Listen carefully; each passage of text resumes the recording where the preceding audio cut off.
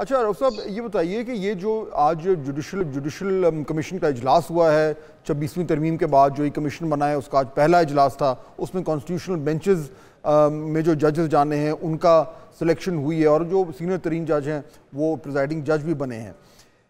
इसमें जो सीनियर तरीन जो जजेस हैं, चीफ जस्टिस हो गए, उसके बाद जो दो सीनियर तरीन जजेस हैं मंसूर अली शाह साहब और मुनीब अख्तर साहब, उन्होंने हुकूमत की के अगेंस्ट वोट किया है, लेकिन उसके बावजूद जो है वो तमाम तर जजेस जो हैं वो नॉमिनेट हो गए जिनको गवर्नमेंट चाह रही थी।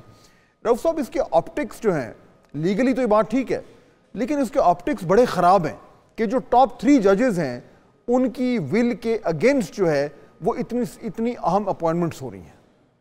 क्या आप इससे मुत्तफिक हैं? देखिए, मैं इसमें ये आपकी खिदमत में अर्ज करना चाहता हूँ। हाँ, पहले तो बिस्मिल्लाह रहमान रहीम। ये मैं गुजारिश करना चाहता हूँ कि 26वीं तरमीम पास होने के बाद वो आइन का हिस्सा बन चुकी थी। अभी उस पर अमल दरामद का था। उसके तहत ये कमीशन बन गया, जुडिशल कमीशन ऑफ पाकिस्तान तश्कील पा लिया गया। फिर इस तश्कील के बाद उनका आज पहला इजलास हुआ।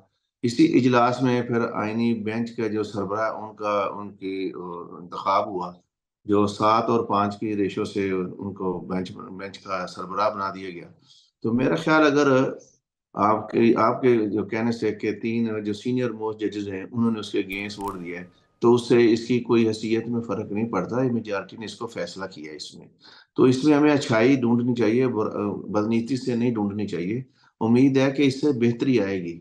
इसमें जो लोगों के जो आईनी जो मामला काफी जो थे, आईनी मामला जितने भी हैं वो यहाँ पर ट्रांसफर हो जाएंगे। और जो दूसरे आईनी मामला यहाँ ट्रांसफर होने से बाकी जो मामलात हैं उन पर साइलिन को काफी सारा जो काफी अरसे साइलिन के जो केसेस वहाँ जेर अल्तवा थे, वहाँ उनको काफी रिलीफ मिलना शुरू हो जाएगी। और मैं इसमें ये जो है डिवीजन, कोई आप इसको कहते हैं डिवीजन, मेरे अजीज ये डिवीजन नहीं है, एक जमहूरियत का एक जमहूरी फैसला उनके दरमियान, वो एक सही फैसला हुआ है और मैं इसकी हमायत करता हूँ इसकी। लेकिन इसमें रऊफ साहब चलें, ये तो लीगली तो आपकी बात बिल्कुल ठीक है कि वो आईनी तरमीम हुई है, उसके नतीजे में ही कमीशन, और उसमें क्लियर नंबर जो थे वो 7 और 5 थे।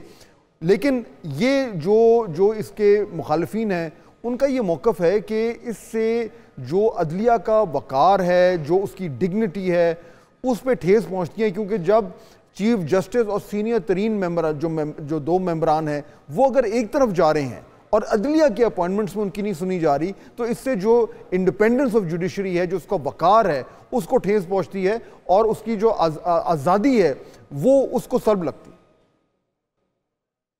मेरा ख्याल में ये मौक़िफ़ दुरुस्त नहीं है। ये आने वाला वक्त बताएगा कि इसके समरात कितने मिलते हैं, फ़वाइद कितने मिलते हैं या नुकसानात कितने होते हैं। कबल अज़ वक्त ये बात अपने ज़हन में बिठा लेना कि नहीं इससे बहुत नुकसानात होंगे, मेरे ख्याल में ऐसा नहीं होगा। और जितने जो भी इसमें जजेस साहिबान इसके मेंबर बने हैं वो सुप्रीम कोर्ट के ही जजेस हैं। वहाँ पे कोई बाहर से कोई बंदा ला के नहीं इसको नया तैनात किया गया, वहीं से जज लिए गए हैं। और ये हमें इन चीज़ों का भी थोड़ा, मुल्क के जो हालात जा रहे हैं उसके तनाजुर में इसको ज़्यादा छेड़ना नहीं चाहिए, बल्कि इसमें मुस्बत अपनी राय देनी चाहिए। और जजों से भी और इस कमीशन के सरबराह से भी तवक्को रखनी चाहिए कि वो मुल्क के मफाद में बेहतर से बेहतर फैसला करें, ताकि लोगों में ये एहसास पैदा हो कि वाकई जो तरमीम हुई है इसके फ़वाइद लोगों तक पहुँचना शुरू हो लेकिन जाएंगे। इसमें इसमें अगर अभी अभी से ये आप तरमीम, ये इसको बिल्कुल रऊफ साहब, अभी ये तरमीम हुई है, अभी ये जुडिशल कमीशन बन रहा है, लेकिन उससे पहले जो एक तनाज़ा खड़ा हो, ये जो एक ख़त लिख दिया है जो जस्टिस जो है वो मंसूर अली शाह ने और मुनीब अख्तर साहब ने चीफ जस्टिस को, और उसमें उन्होंने कहा कि जी हमने जो है वो एक प्रैक्टिस प्रोसीजर के तहत हमने आपको कहा कि जो 26वीं तरमीम के हवाले से जो पिटिशन थी फुल कोर्ट उसको सुने। क्योंकि चीफ जस्टिस साहब ने उस पर रिस्पॉन्ड नहीं किया, तो उन दोनों ने मिलकर जो है वही अपना इजलास किया और ये कहा कि जी ये डिसीजन हो गया है कि फुल कोर्ट को सुना जाए। अब ये तनाज़ा बिल्कुल शुरू के दिन में खड़ा हो गया है और फुल कोर्ट का मुतालबा है उनका। देखिए, ये जो अपने मौजूदा चीफ जस्टिस साहब हैं, बड़े कॉम्पिटेंट और माशाल्लाह के प्रोफेशनल अपना क्रेडिट रखते हैं, बड़ा प्रोफेशनल आदमी है। इनकी तैनाती भी 26 तरमीम के नतीजे में ही अमल में लाई गई है।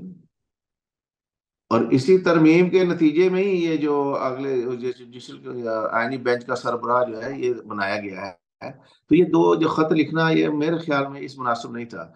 और अब ये जो इसकी तश्कील का मामला है, 26 तरमीम का मामला है, ये अभी आईनी बेंच ही सुनेगा। ये भी सुप्रीम कोर्ट नहीं सुन सकती वहां पे, ये उनके दायरे इख्तियार से मामला निकल चुका है। ये भी आईनी बेंच जो बनाया गया है, ये तो इसमें इसकी जो कंपोजिशन हुई है, जो इसकी तश्कील पा चुका है, ये इसकी समाअत करेगा अभी, चूंकि ये मामला आइन से रिलेटेड मामला है, तो ये यही बेंच सुनेगा। अभी सुप्रीम कोर्ट के दायरे इख्तियार से निकल चुका है।